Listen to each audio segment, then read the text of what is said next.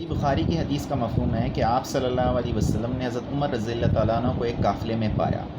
حضرت عمر رضی اللہ تعالیٰ عنہ اپنے والد کی قسم کھا رہے تھے، تو آپ صلی اللہ علیہ وسلم نے انہیں پکارا اور فرمایا کہ بلا شبہ اللہ تمہیں منع کرتا ہے کہ اپنے آبا و اجداد کی قسم کھاؤ۔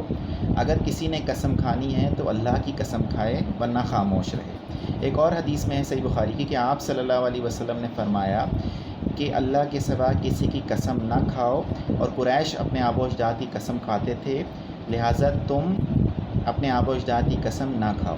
یہ دونوں حدیثیں جو آپ کے سامنے پڑھ کر سنائی گئی ہیں، یہ دونوں صحیح بخاری کی روایتیں ہیں۔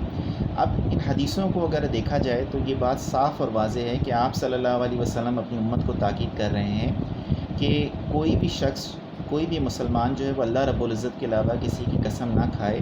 جیسے آج کل ہمارے معاشرے میں یہ رواج ہے کہ ہم بات بات پر قسمیں اٹھاتے ہیں، اور قسمیں بھی کیسے اٹھا رہے ہوتے ہیں کہ مجھے اپنے ماں کی قسم، اپنے والد کی قسم، مجھے اپنے بچوں کی قسم، بیوی بچوں کی قسم، مجھے اپنے روزی کی قسم، یا اس طرح کی قسمیں کھاتے ہیں۔ اس طرح سے بعض لوگ اپنے خاندانی ہونے کی قسمیں کھاتے ہیں۔ تو اس طرح کی بہت ساری چیزیں جو ہیں وہ ہمارے معاشرے میں عام ہیں۔ تو آپ صلی اللہ علیہ وسلم کی ان حدیثوں سے بات سامنے آ جاتی ہے کہ اگر کسی کو قسم کھانی ہے تو اللہ رب العزت کی قسم کھائے ورنہ خاموش رہے، اور کوشش یہ کرے کہ کسی اور کی قسم نہ کھائے، کیونکہ نبی صلی اللہ علیہ وسلم کہہ رہے ہیں کہ اللہ رب العزت منع فرماتے ہیں کہ قسم کسی اور کی یا غیر کی قسم اٹھانے سے۔